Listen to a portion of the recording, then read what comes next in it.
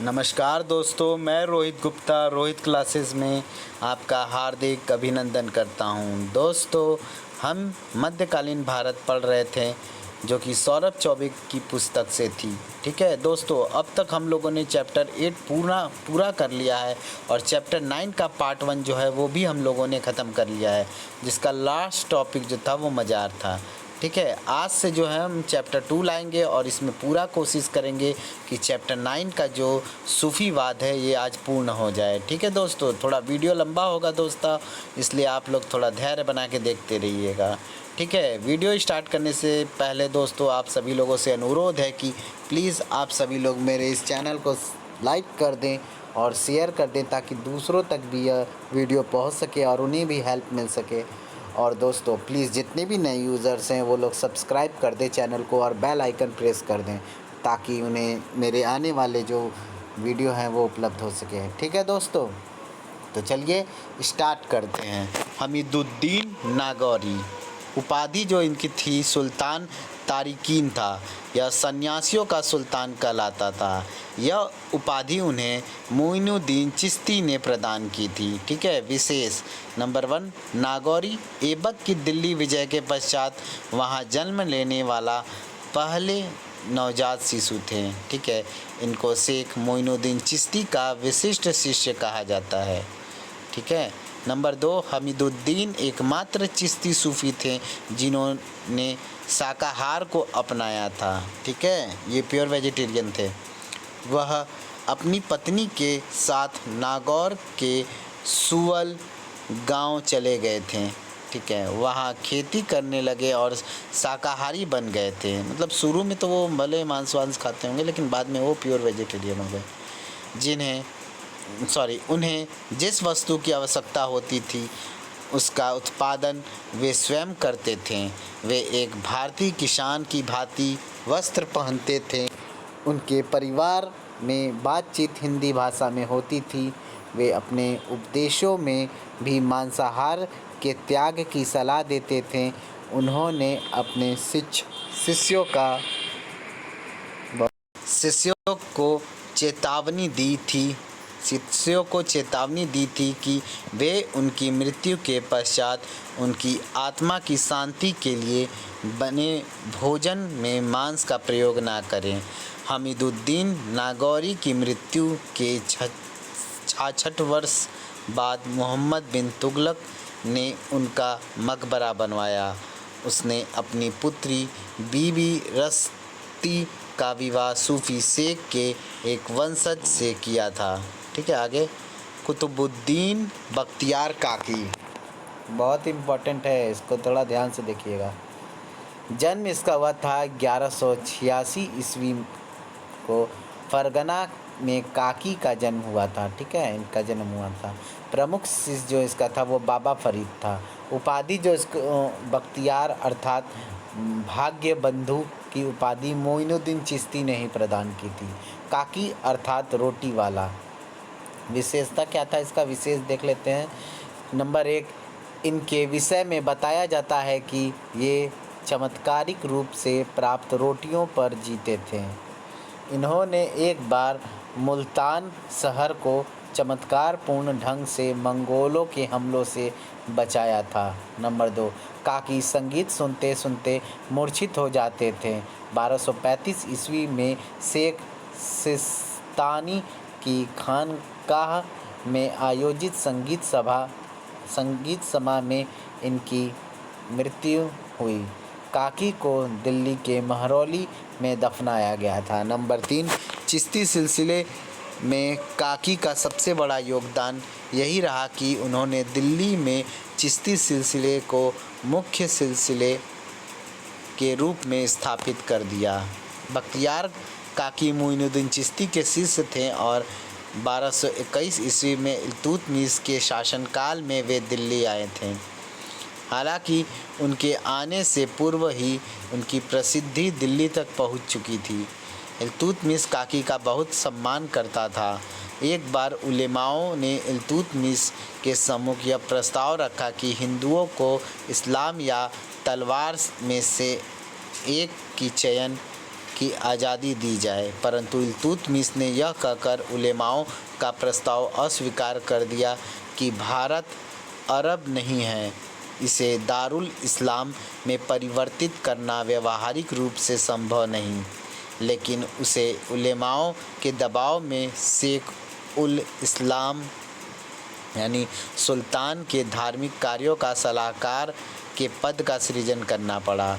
वह काकी बख्तियार काकी की इस पद पर नियुक्ति करना चाहता था, परंतु काकी ने मना कर दिया। अतः शेख नजमुद्दीन सुगरा उर्फ शेख नक्शबी, इसे इल्तुतमिश पिताजी कहता था, कि इस पद पर नियुक्ति हो गई। वास्तव में काकी एवं सुगरा में द्वंद्व था। काकी का विरोध उलेमाओं एवं सुहरावर्दी दोनों ने किया था। जब काकी अजमेर जाने लगे तब मोइनुद्दीन चिश्ती एवं दिल्ली वासियों की प्रार्थना पर दिल्ली में ही ठहर गए थे। आगे देखते हैं। अन्यथा पूरे नगरवासी दिल्ली छोड़ काकी के साथ अजमेर को चले जाते हैं। फवाइदस सालिकीन के नाम से बख्तियार काकी के कथनों का संग्रह संभवतः बाबा फरीद ने तैयार किया था। पानीपत के प्रथम युद्ध में विजयोपरांत बाबर काकी के दरगाह पर आया था। पानीपत के प्रथम युद्ध में विजयोपरांत मतलब विजय के पश्चात विजय के बाद बाबर वो काकी के दरगाह पर आया था मत्था टेकने। आगे फरीदुद्दीन या बाबा फरीद, जन्म इनका मुल्तान में हुआ था। उपाधि जो इनका है गंजे शक्कर था। मधुरता का खजाना इनकी उपाधि थी। ठीक है। खानका अजोधन था, जो कि पाकिस्तान के पंजाब में है। ठीक है। प्रमुख शिष्य जो इनके थे अलाउद्दीन साबिर एवं निजामुद्दीन औलिया थे। याद रखिएगा, निजामुद्दीन औलिया के जो गुरु थे वो कौन थे? वो बाबा फरीद थे। आप लोग ध्यान रखिएगा। उनके बारे में विशेष देखिए क्या बात है। यह बाबा फरीद के प्रयत्नों का ही प्रतिफल था कि चिश्ती संप्रदाय एक अखिल भारतीय संप्रदाय बन गया। नंबर 2, बाबा फरीद को निर्जनता बहुत प्रिय थी। ठीक है। निर्जनता बहुत प्रिय थी। इन्होंने अपने शिष्यों को उपदेश दिया कि कभी सुल्तानों एवं अमीरों से मित्रता मत करना। प्रत्येक दरवेश जो कि सुल्तानों एवं अमीरों को मिलेगा उसका अंत खराब होगा। काकी के उत्तराधिकारी बाबा फरीद हुए। फरीद के विषय में मोइनुद्दीन चिश्ती ने कहा था, बाबा फरीद ऐसे दीपक हैं जो चिश्ती सिलसिले को प्रकाश देंगे। फरीद हांसी यानी हरियाणा में रहते थे। बाद में सतलज तट पर स्थित अजोधन में चले गए। ठीक है। बाबा फरीद चिल्ल ए माकूश की प्रक्रिया किया करते थे। सुल्तान बलबन बाबा फरीद का बहुत सम्मान करता था और एक बार उन्हें कुछ भेंट देना चाहा, जिसे बाबा फरीद ने अस्वीकार कर दिया। बलबन की पुत्री हुजैरा का विवाह बाबा फरीद से हुआ था। ठीक है। बाबा फरीद ने एक बार मजबूरी में बलबन को किसी की सिफारिश के लिए पत्र लिखा था। सुहरावर्दी सिलसिले के बहाउद्दीन जकारिया से बाबा फरीद का घनिष्ठ संबंध था। फरीद कहते हैं, आप और मेरे बीच सिर्फ प्रेम का खेल है। एक बार बाबा फरीद ने किसी शिष्य से कहा था कि उनका आध्यात्मिक प्रभाव किसी तालाब तक ही सीमित है, उसके आगे बहाउद्दीन जकारिया का प्रभाव शुरू होता है। 1265 ईस्वी में फरीद की मृत्यु हो जाती है। ठीक है। उन्हें पकपाटन यानी पंजाब में दफना दिया जाता है। ठीक है। दफना दिया गया। अब से अजोधन शहर को फरीद के सम्मान में पाकपट्टन कहा जाने लगा। इब्न बतूता के अनुसार शेख बाबा फरीद की खानका यात्रियों के लिए वरदान थी। निज़ामुद्दीन औलिया के पश्चात मोहम्मद बिन तुगलक फरीद के शिष्य अलाउद्दीन मौजे दरिया का शिष्य बना था। ठीक है। फ़िरोज़ तुगलक बाबा फ़रीद के अनुयायी के रूप में प्रसिद्ध था। फ़िरोज़ तुगलक जो था वो बाबा फ़रीद का अनुयायी था। आगे देखते हैं। बाबा फ़रीद की मृत्यु के पश्चात चिश्ती संप्रदाय की 2 उपशाखाएं अस्तित्व में आ गई। पहला जो है वो साबिरी उपशाखा, जिसका संस्थापक अलाउद्दीन साबिर था, और दूसरा जो है वो निजामी उपशाखा, जिसका संस्थापक निजामुद्दीन औलिया थे। ठीक है। आगे देखते हैं।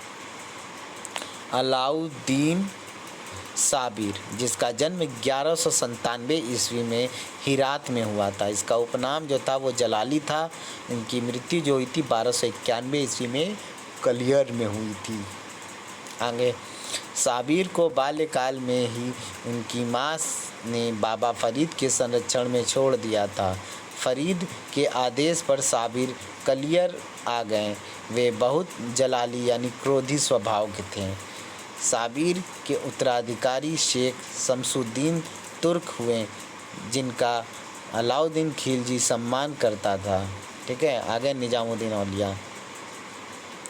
निज़ामुद्दीन औलिया का जन्म जो है वो 1236 ईस्वी में बदायूं में हुआ था। इनकी उपाधि जो है वो महबूब ए इलाही यानी ईश्वर का प्रिय सुल्तान उल औलिया के नाम से भी ये जाने जाते थे। इनकी उपाधि थी या सुल्तान उल मशेक, या संतों का राजा भी इन्हें कहा जाता था, या योगी सिद्ध भी बोला जाता था। ठीक है। उपाधियाँ एक बार फिर से इनकी देख लेते हैं। महबूब इलाही, सुल्तान उल औलिया, सुल्तान उल मशेक एवं योगी सिद्ध भी इन्हें कहा जाता था। विशेष क्या थी इनके बारे में देखते हैं। पहला, सबसे प्रसिद्ध चिश्ती संत यही थे। वे साल भर रोजे रखते थे। वाह क्या बात है। नंबर 2, आजीवन अविवाहित रहने वाले एकमात्र चिश्ती संत थे। मतलब इन्होंने कभी जीवन में शादी नहीं की। नंबर 3, इन्होंने 7 सुल्तानों का कार्यकाल देखा था। बहुत अच्छी बात है। आगे देखते हैं। खानकाह एवं मज़ार दिल्ली के गयासपुर में महत्वपूर्ण है कि इन्हीं के समाधि के अहाते में अमीर खुसरो एवं बर्नी को भी दफनाया गया था। निज़ामुद्दीन औलिया के जहाँ दफन हुए थे उसी हाते में, मतलब उसी एरिया में जो है इन दोनों को भी, अमीर खुसरो को और बर्नी दोनों को दफनाया गया था। याद रखिएगा। जो कि आगे हम पढ़ चुके हैं कि आगे हम लोगों ने यही पढ़ा था कि अमीर खुसरो को दफनाया गया। ठीक है। बाद में ये बर्नी का भी नाम आता है। ठीक है, ध्यान रखिएगा। प्रमुख शिष्य इनके थे अमीर खुसरो, अमीर हसन देहलवी, शेख नसीरुद्दीन, चिराग देहलवी और सिराज भाई थे। मोहम्मद बिन अहमद बिन दानियल अल बुखारी उर्फ निज़ामुद्दीन औलिया 20 वर्ष की आयु में अजोधन में बाबा फ़रीद के शिष्य बन गए थे। बीबी जुलेखा औलिया की माँ थीं। बीबी जुलेखा जो थी वो निज़ामुद्दीन औलिया की माता थीं। ठीक है। बाबा फ़रीद ने निज़ामुद्दीन औलिया से कहा था, मैंने तुम्हें हिंदुस्तान का आध्यात्मिक साम्राज्य दे दिया है, जाओ उसे ग्रहण करो।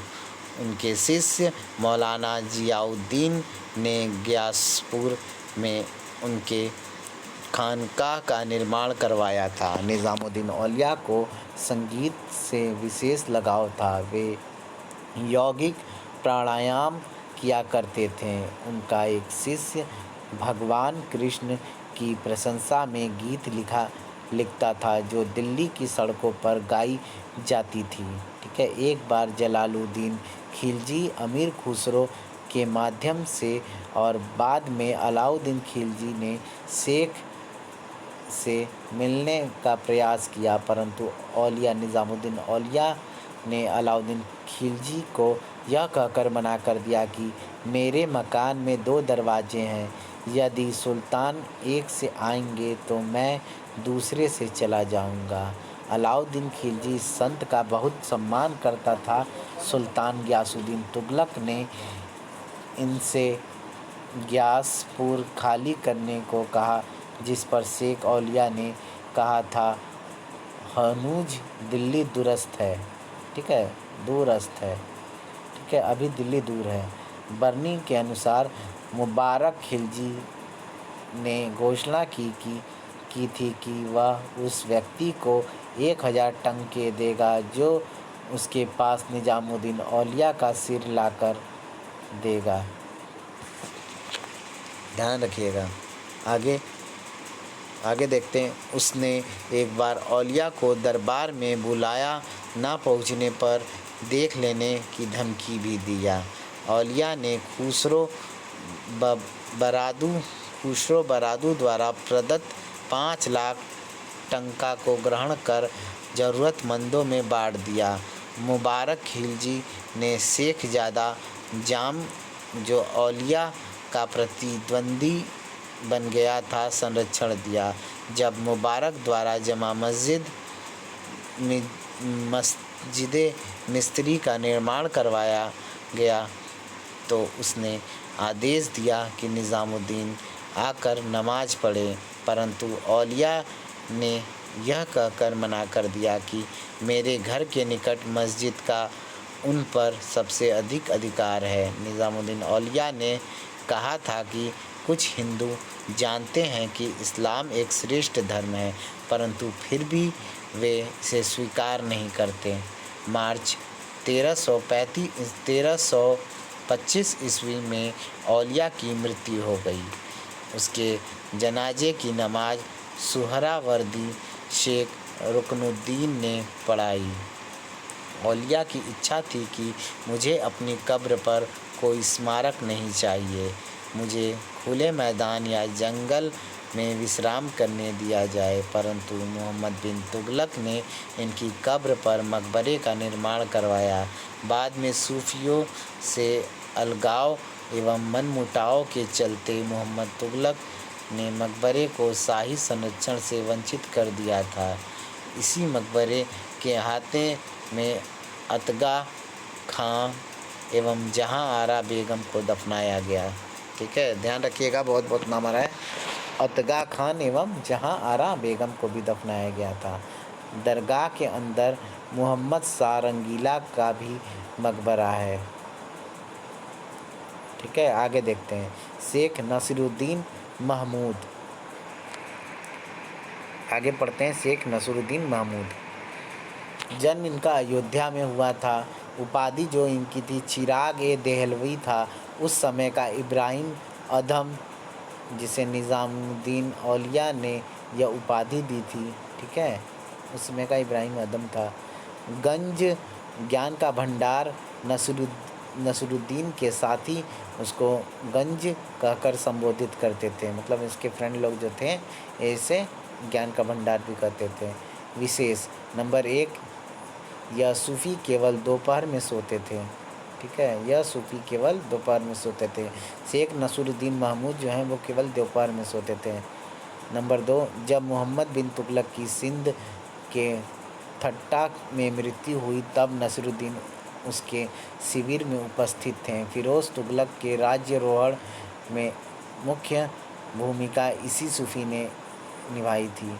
नंबर 2, चिश्तियों में सर्वप्रथम नसीरुद्दीन चिराग देहलवी ने इस मत का प्रतिपादन किया कि सरकारी सेवा मनन चिंतन में आवश्यक रूप से बाधक नहीं होती, इसलिए उन्होंने अपने शिष्यों को सरकारी नौकरी करने से नहीं रोका। नंबर 4, नसीरुद्दीन चिराग ने अपना उत्तराधिकारी खलीफा घोषित नहीं किया, क्योंकि उन्हें अपनी अपेक्षाओं के अनुरूप कोई योग्य सूफ़ी नहीं मिला था।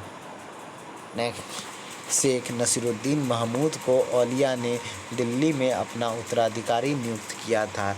ये अंतिम चिश्ती संत थे जिनको अखिल भारतीय प्रसिद्धि प्राप्त हुई। इन्होंने इस्लाम और सूफ़ी परंपराओं के बीच सामंजस्य स्थापित करने का प्रयत्न किया, जैसा कि पहले अल-गज़ाली ने किया था। मुबारक शाह खिलजी ने उसका संघर्ष हो गया था, मुबारक शाह खिलजी से उनका संघर्ष हो गया था। मुबारक शाह चाहता था कि चिराग नमाज पढ़ने मीरी मस्जिद आए। थोड़ा बड़ा कर लेते हैं। परंतु खुसरो ने कुछ समय पश्चात मुबारक शाह की हत्या कर दी। एक कलंदर ने एक बार उनकी हत्या करने का प्रयास किया, परंतु शेख ने उसे क्षमादान दे दिया था। 1356 ईस्वी में शेख नसरुद्दीन महमूद की दिल्ली में मृत्यु हो गई। यही इनकी दरगाह है। मृत्यु से पूर्व शिष्यों को आदेश दिया कि उनके स्मृति चिन्ह, वस्त्र, कटोरा आदि उनके साथ ही दफना दिया जाए। शेख सिराजुद्दीन उस्मानी, उनकी उपाधि जो थी आईना-ए-हिंद थी। निज़ामुद्दीन औलिया ने यह उपाधि ने दी थी। उपनाम क्या था? अखी सिराज या सिराज भाई। विशेष क्या थी? बंगाल में औलिया के उपदेशों का प्रचार इन्होंने ही किया था। अब्दुल कुद्दस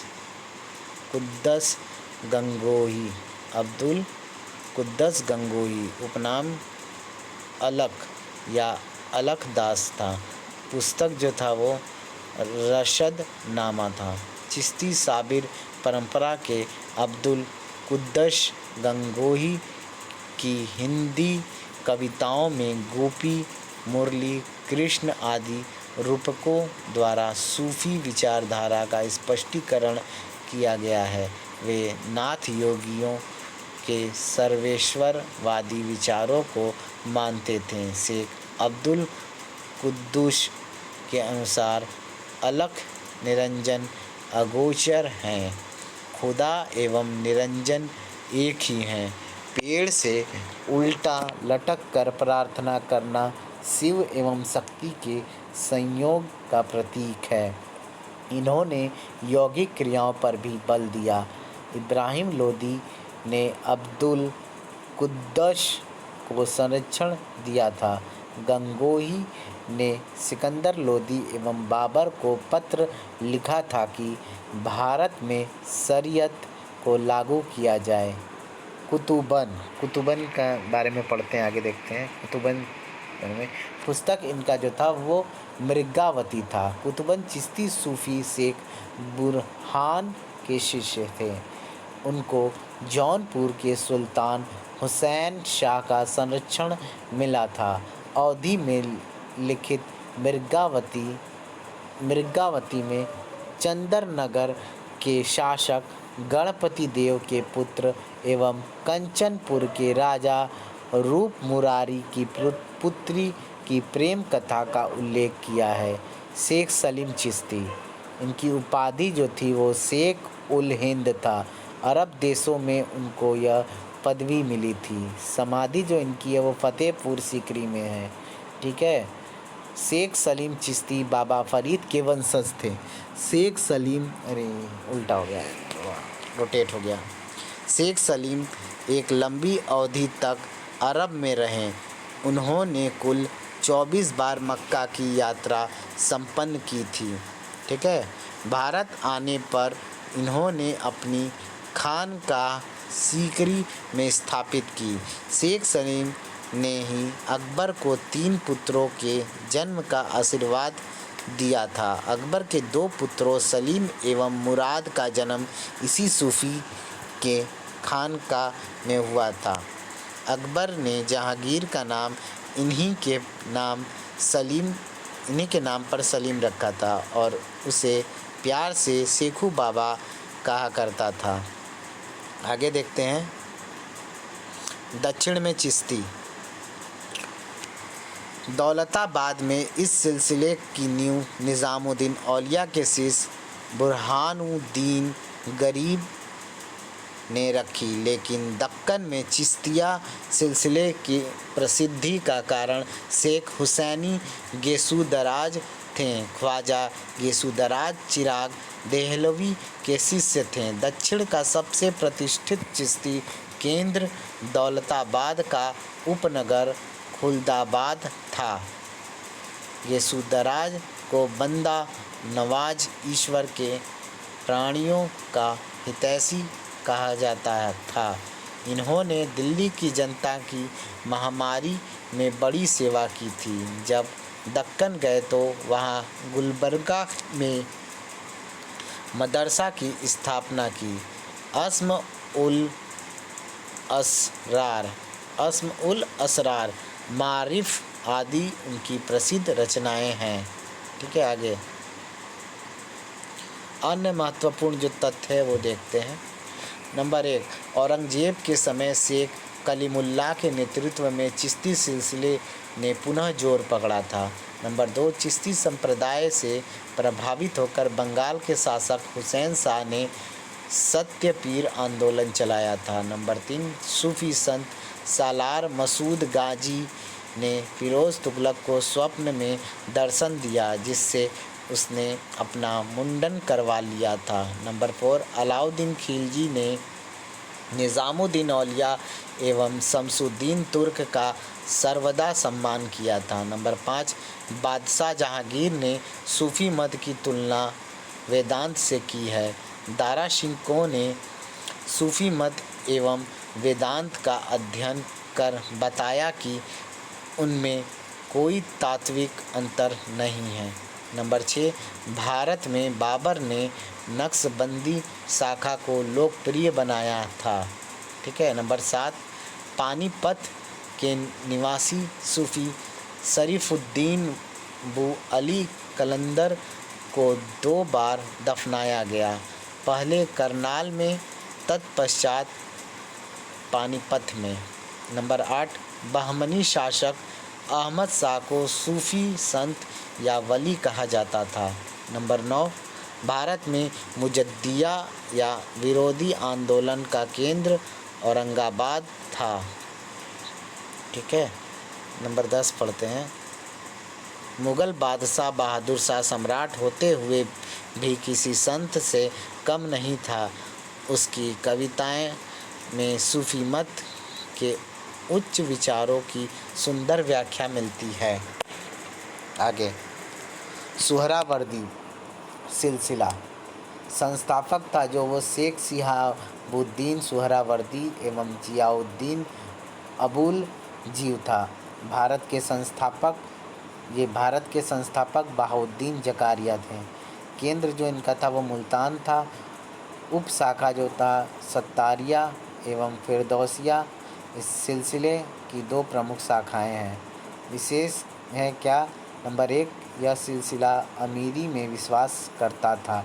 इनका मानना था कि धन दुर्दीनों में काला तिल है। ठीक है, धन जो है वो दुर्दीनों में काला तिल है। उनका दरवाज़ा केवल सुल्तान एवं अमीरों के लिए खुलता था।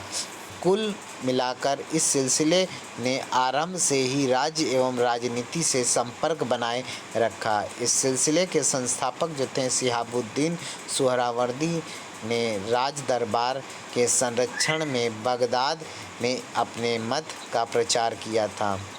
उनका खलीफा के साथ घनिष्ठ संपर्क था। नंबर 2, इसी सिलसिले में गद्दीनवीशी का वंशानुगत सिद्धांत दिखता है। नंबर 3, सुहरावर्दी दर्शन के मूल में प्लेटो की रिपब्लिक है। ठीक है, प्लेटो की रिपब्लिक है, जहाँ ईश्वर को सूर्य के प्रतीक द्वारा निरूपित किया गया है। नंबर 4, सर्वप्रथम सूफी शिहाबुद्दीन सुहरावर्दी ने ही फर्रे इजदी यानी दैवीय प्रकाश का विचार प्रस्तुत किया था। आगे है बहाउद्दीन जकारिया। पढ़ते हैं बहाउद्दीन जकारिया के बारे में। इनका जन्म जो है वो 1181 ईस्वी में मुल्तान के कोट अरोर में हुआ था। उपाधि जो इनका था वो सीरत उल इस्लाम की उपाधि इनको प्राप्त थी। इल्तुतमिश ने इन्हें प्रदान की थी सीरत उल इस्लाम की। गुरु जो इनके थे वो शहाबुद्दीन सुहरावर्दी थे। विशेष क्या था? बहाउद्दीन जकारिया जो है मध्यकाल के सबसे धनी संत थे। ठीक है, अपने गुरु के निर्देश पर बहाउद्दीन ज़कारिया ने मुल्तान को अपनी गतिविधियों का केंद्र बनाया था। इनका कहना था कि धन हृदय में रोग है, धन जो है वो हृदय में रोग है, परंतु हाथ में औषधि के समान है। बात सही है, धन जब अगर आपके पास पर्याप्त हो तो हृदय में रोग है, लेकिन हाथ में है कर तो वो औषधि का समान है। ठीक है। इन्होंने एक बार कहा था, मुझे जनसाधारण से कोई लेना देना नहीं। इस समय मुल्तान कुबाचा की राजधानी थी। ठीक है। ज़कारिया कुबाचा के शासन के विरोधी थे और इस हेतु इल्तुतमिश को पत्र भी लिखा। मृत्यु से पूर्व शेख ने अपनी सारी संपत्ति अपने 7 पुत्रों में बांट दी। बहाउद्दीन के पश्चात उसके पुत्र सदरुद्दीन आरिफ इस शाखा के प्रमुख बने थे। सदरुद्दीन आरिफ।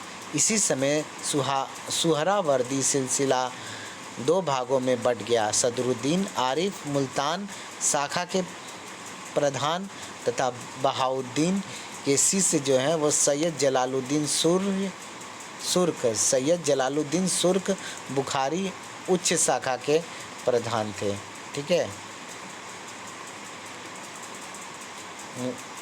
मुल्तान शाखा के जो प्रबंधक थे वो सदरुद्दीन आरिफ थे और जो उच्च शाखा के प्रवर्तक थे या प्रमुख थे वो जलालुद्दीन सुर्ख बुखारी थे। ठीक है। आगे देखते हैं। सदरुद्दीन का मानना था कि कर्ज देने की अपेक्षा कर्जदार होना अच्छा है। आरिफ ने पिता से प्राप्त 7 लाख टंका और अपनी सारी संपत्ति गरीबों में बांट दी। एक बार बलबन के पुत्र मुहम्मद खां ने अपनी पत्नी को तलाक दे दिया तो वह इद्दत की 90 दिन की अवधि व्यतीत करने के लिए सूफी सदरुद्दीन के पास आ गई। जब मुहम्मद खां अपनी पत्नी को ले जाने आया तब शेख ने यह कहकर भेजने से मना कर दिया कि कल शाम को उनकी मंगोलों से लड़ते हुए मृत्यु हो जाएगी, और ऐसा ही हुआ। बाप रे बाप। सदरुद्दीन के पश्चात रुकनुद्दीन पथ शेख उनके उत्तराधिकारी बने। रुकनुद्दीन का सुहरावर्दी सिलसिले में वही स्थान है जो चिश्ती सिलसिले में औलिया का है। शेख रुकनुद्दीन ने सैयद जलालुद्दीन को अपना खलीफा नियुक्त किया था। सैयद जलालुद्दीन उपाधि जो इनकी थी जहानिया जहाँ गश्त था। सुदूर इस्लामी देशों में भ्रमण के कारण यह उपाधि इनको प्राप्त थी। सैयद जलालुद्दीन ने 36 बार मक्का की यात्रा संपन्न किया था। सैयद जलालुद्दीन का शेख नसीरुद्दीन चिराग देहलवी से मैत्रीपूर्ण संबंध था। ठीक है। इनसे जलालुद्दीन ने चिश्ती संप्रदाय के धर्म निशान को स्वीकार कर दीक्षा भी लिया था। फिरोज तुगलक जहानिया जहाँ गश्त का बहुत सम्मान करता था, वह उनके स्वागत के लिए दिल्ली से बाहर जाकर उनसे भेंट करता था। संभवतः मोहम्मद बिन तुगलक एवं फिरोज तुगलक ने इनको शेख उल इस्लाम के पद पर नियुक्त किया, जिसे उन्होंने त्याग दिया था। ठीक है। आगे इनके अतिरिक्त शेख मूसा शाहदौला दरियाई एवं हमीदुद्दीन नागौरी सुहरावर्दी सिलसिले के प्रसिद्ध संत हुए। शेख हमीदुद्दीन बख्तियार काकी के बहुत निकट थे। इन्होंने लवाए एवं त्वाली उस शम्स की रचना की थी। लवाए एवं त्वाली उस शम्स की रचना की थी। सुहरावर्दी सिलसिले के शेख मूसा सदैव स्त्री वेशभूषा में रहते थे। इसी सिलसिले के सूफी शाहदौला दरियाई का संबंध गुजरात के शाही वंश से था। शाहदौला अपनी दानशीलता के लिए प्रसिद्ध थे। ठीक है। आगे देखते हैं। इनके विषय में प्रचलित था, जिनको ना दे मौला उनको दे दौला। सियरुल आरिफीन के लेखक शेख जमाली या जमालुद्दीन सुहरावर्दी सिलसिले के थे। जमाली सिकंदर लोदी के मित्र थे। बाबर शेख जमाली की बहुत इज्जत करता था। वह हुमायूं की गुजरात मुहिम में उसके साथ थे और मरे भी गुजरात में ही। शेख गदाई उनके पुत्र थे, जिन्हें बैरम खां के संरक्षण काल में अकबर ने सद्र उस सुदूर पद पर नियुक्त किया था। आगे जो है सतारिया सिलसिला को देखते हैं। ठीक है, सतारिया सिलसिला पढ़ते हैं। संस्थापक जो था वो शेख अब्दुल्ला सतारी था। ठीक है, सबसे महत्वपूर्ण सूफ़ी जो है मोहम्मद गौस ग्वालियरी था।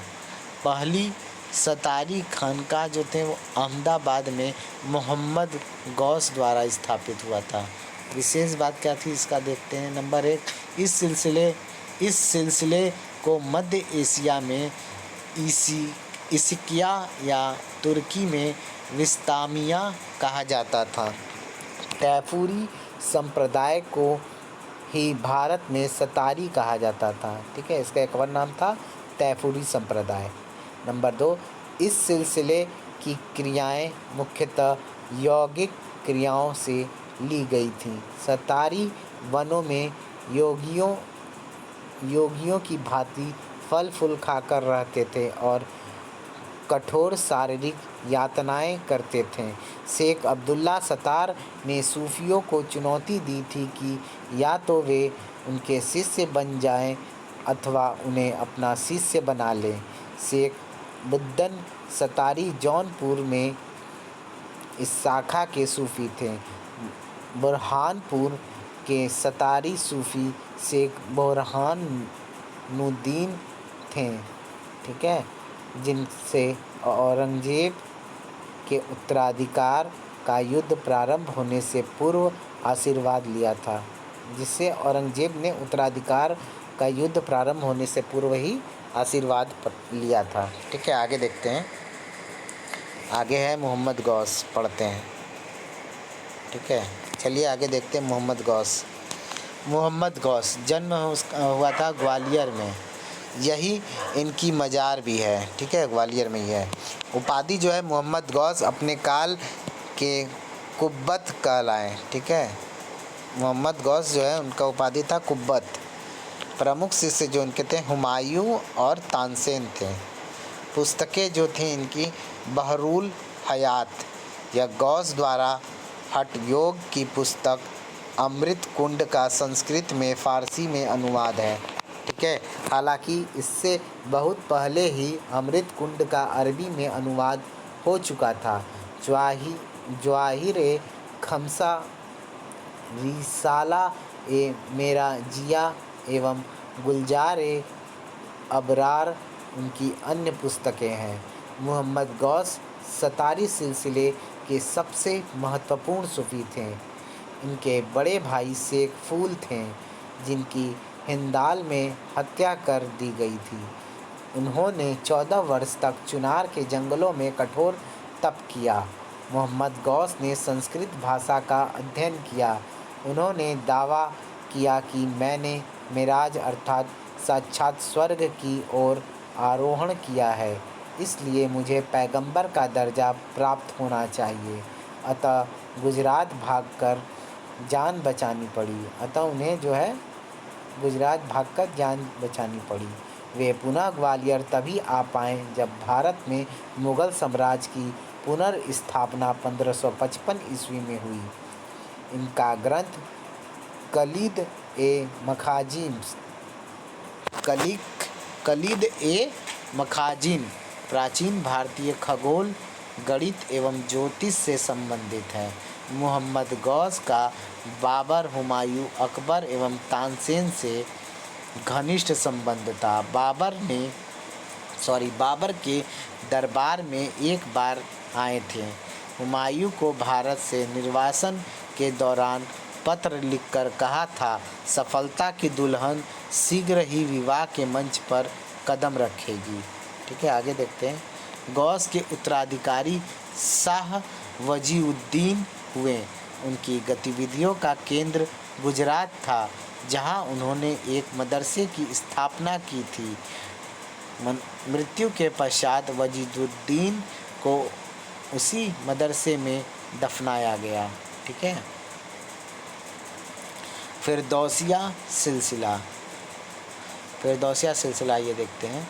यह सिलसिला बिहार में प्रचलित था। इस सिलसिले के सबसे प्रमुख सूफी सरफुद्दीन यहिया मनेरी थे। इनके पत्र मक्तूवात के नाम से प्रसिद्ध था। ठीक है। इनका जो पत्र था वो मक्तूवात के नाम से प्रसिद्ध था। फिरोज तुगलक सरफुद्दीन यहिया मनेरी का बहुत सम्मान करता था। ठीक है। एक बार इस लाइन को फिर से पढ़ लेते हैं। फिरदौसिया सिलसिला, यह सिलसिला बिहार में प्रचलित था। इस सिलसिले के सबसे प्रमुख सूफी सरफुद्दीन यहिया मनेरी थे। इनके पत्र मक्तूवात के नाम से प्रसिद्ध थे। फिरोज तुगलक सरफुद्दीन यहिया मनेरी का बहुत सम्मान करता था। ठीक है। आगे जो है कादिरिया सिलसिला पढ़ते हैं। इसके संस्थापक जो हैं वो बगदाद में मुहिद्दीन कादिर जिलानी थे। ठीक है। मुहिद्दीन कादिर जिलानी। भारत में संस्थापक जो थे वो शाह नियामत उल्लाह एवं मखदूम मोहम्मद जिलानी थे। भारत में जो इसके संस्थापक थे वो शाह नियामत उल्लाह एवं मखदूम मोहम्मद जिलानी ने सर्वप्रथम भारत में इस शाखा का प्रचार किया। हालांकि भारत में कादिरी सिलसिले का प्रवर्तक मोहम्मद गौस को माना जाता है। ठीक है। केंद्र जो था इनका उच्चता, विशेष बात क्या थी ये देखते हैं। यह इस्लाम का सबसे पहला रहस्यवादी पंथ है। नंबर 2 पढ़ते हैं। मध्य एशिया एवं अफ्रीका में इस्लाम का प्रचार करने का श्रेय इसी सिलसिले को प्राप्त है। ठीक है। किस सिलसिले को? कदारिया। ठीक है। कादिरी संप्रदाय को या सिलसिले। आगे देखते हैं। शेख अब्दुल कादिर जिलानी की 99 से भी अधिक उपाधियां थीं। इनको पीरान ए पीर, महबूब ए सुभानी एवं पीर ए दस्तगीर भी कहा जाता था। इसी सिलसिले के शेख मूसा ने अकबर से 5000 का मनसब प्राप्त किया था। शेख मूसा के शिष्यों में शेख अब्दुल हक मुहद्दिस देहलवी थे। अब्दुल देहलवी ने सूफी संतों की जीवन वृत्त कोश अखबारुल अख्यार में तथा हदीस का संकलन मदारिजुन नुबुतवा में किया था। इन्होंने जहांगीर के लिए सुन्नी सिद्धांतों पर नूरिया ए सुल्तानिया की रचना की। शेख अब्दुल कादिर ने फतेहपुर सीकरी में अकबर के मनसब एवं घर पर ही नमाज पढ़ने के प्रस्ताव को अस्वीकार करते हुए उससे कहा था, बादशाह, यह राज्य आपका नहीं है कि आप आदेश जारी करें। अकबर ने इनसे मदद ए मास के रूप में प्रदत्त भूमि छीन लिया और शेख को वापस उच्च जाना पड़ा। ठीक है। आगे इसी सिलसिले के मियाँ मीर जहांगीर एवं शाहजहाँ के समकालीन थे। गुरु अर्जुन देव ने हरमंदिर गुरुद्वारे की नींव मियाँ मीर से रखवाया था। शाहजहाँ एवं दारा सिंह को मियाँ मीर से मिलने 1635 ईस्वी में लाहौर गए थे। उनके उत्तराधिकारी मुला शाह बदख्शी हुए, जिनके शिष्य दारा सिंह को एवं जहां आरा बेगम थी। मुल्ला शाह बदख्शी को शाहजहाँ भारत के 2 सम्राटों में से एक सम्राट कहा करता था। आगे देखते हैं। दारा सिंह को उपनाम जो इनका था वो कादरी था। इसी नाम से दारा सिंह को साहित्यिक रचनाएं करते थे। उपाधि जो इनकी थी वो संस्कृत ए कलंदर और शाह बुलंद इकबाल यानी शाहजहां द्वारा प्रदत्त था। ठीक है। गुरु कादिरिया सिलसिले के मुल्ला शाह बदख्शी के गुरु थे दारा सिंह के। विशेष क्या था इनके बारे में देखते हैं। दारा योगी बाबा लाल से पुराणों पर वार्तालाप करता था और इसी आधार पर उसने पौराणिक गाथाओं के बारे में लिखा। दारा ने काशी के ब्राह्मणों के सहयोग से भागवत गीता एवं योग विशिष्ट का फारसी में अनुवाद कराया। योग विशिष्ट पर टीका लिखने में मुख्य योगदान कवींद्र आचार्य का रहा। दारा शिकोह ने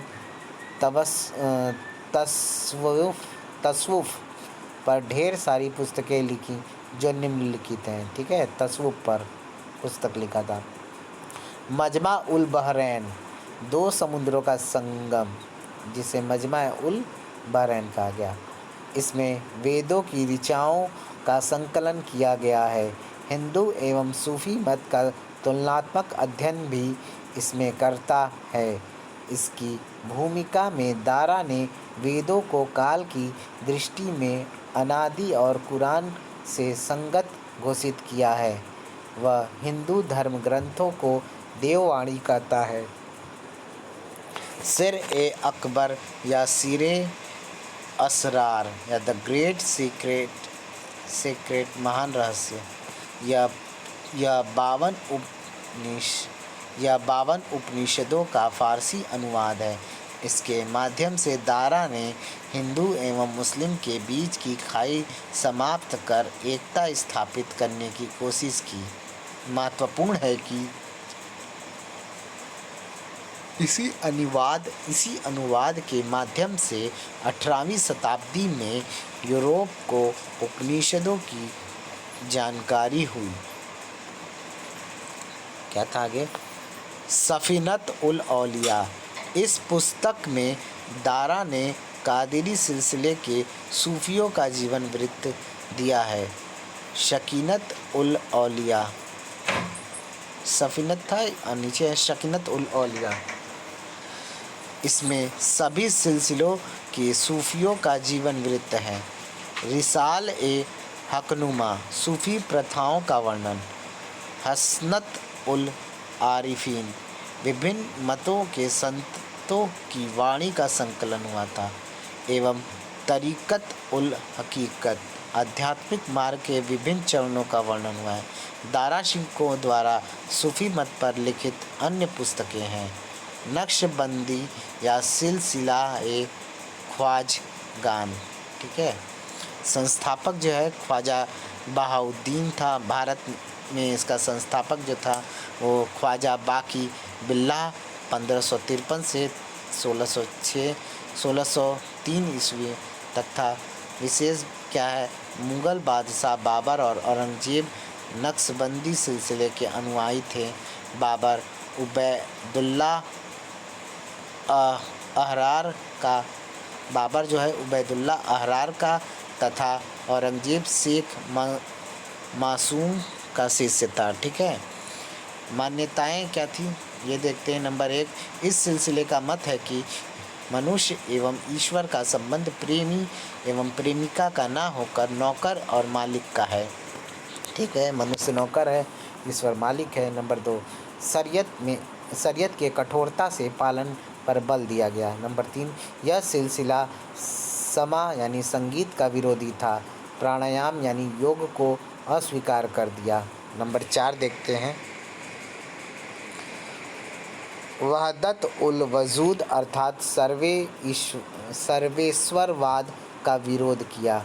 नंबर 5, भारत में सर्वप्रथम तबलीग यानी क्रमबद्ध धर्म प्रचार का कार्य इसी सिलसिले के अहमद सरहिंदी एवं मीर मासूम ने शुरू किया।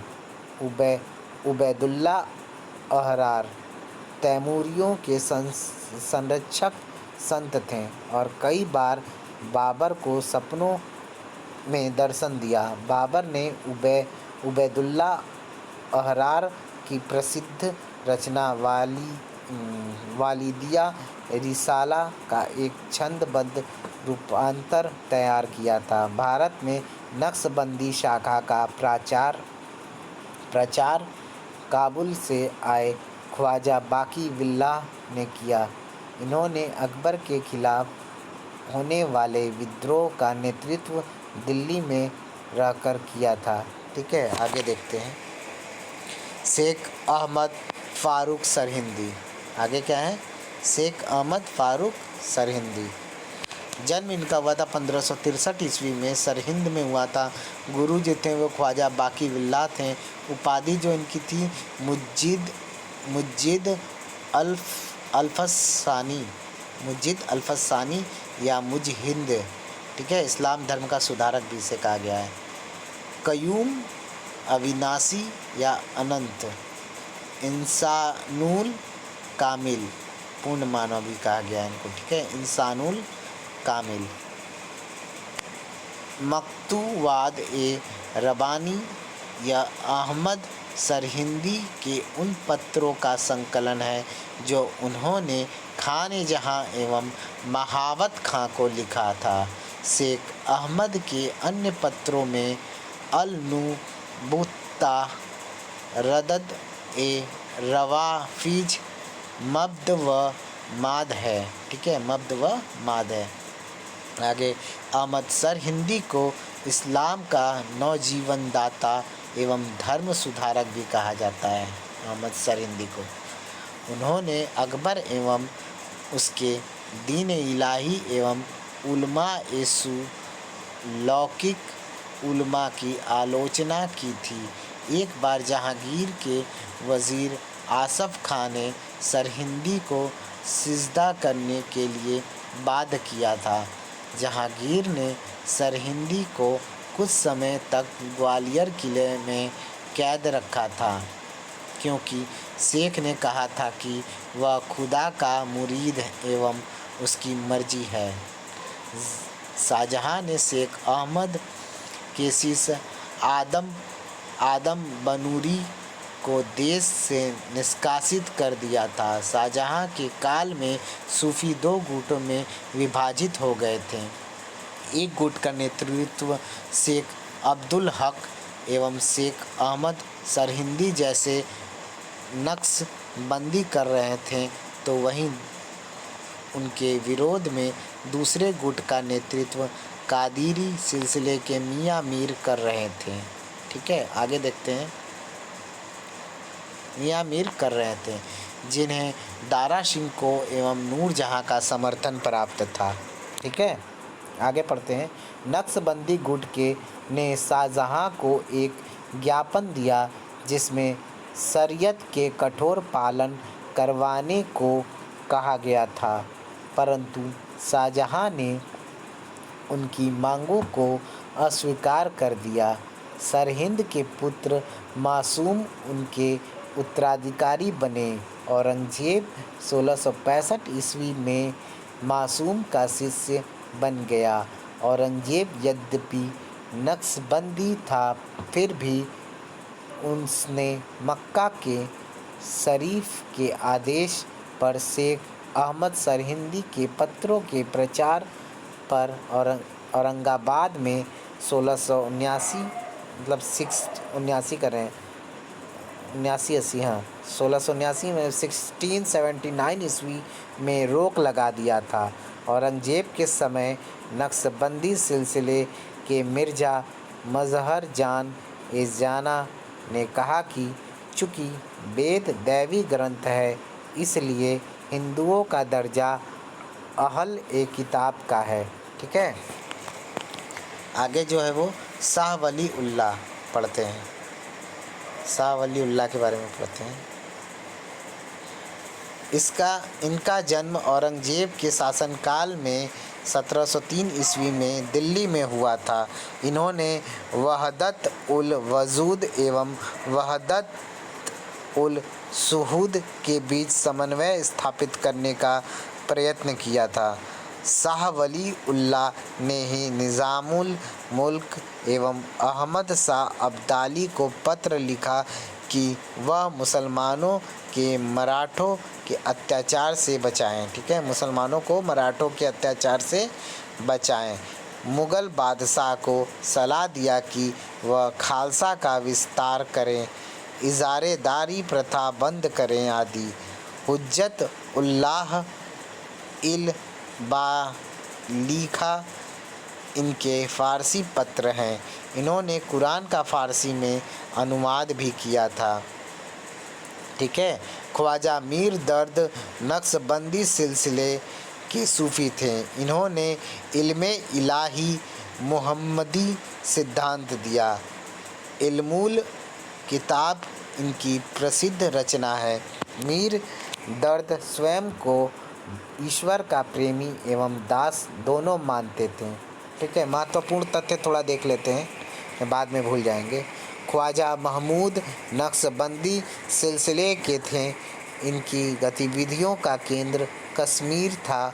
वे अकबर एवं जहांगीर के दरबार में भी गए थे। नंबर 2, शेख अहमद सरहिंदी एवं शाह वली उल्लाह। इन्होंने कादरी, चिश्ती एवं नक्शबंदी तीनों सिलसिलों की दीक्षा ली थी, परंतु वे मूलतः नक्शबंदी थे। ठीक है, आगे देखते हैं वो कहाँ गया बाबा। पहले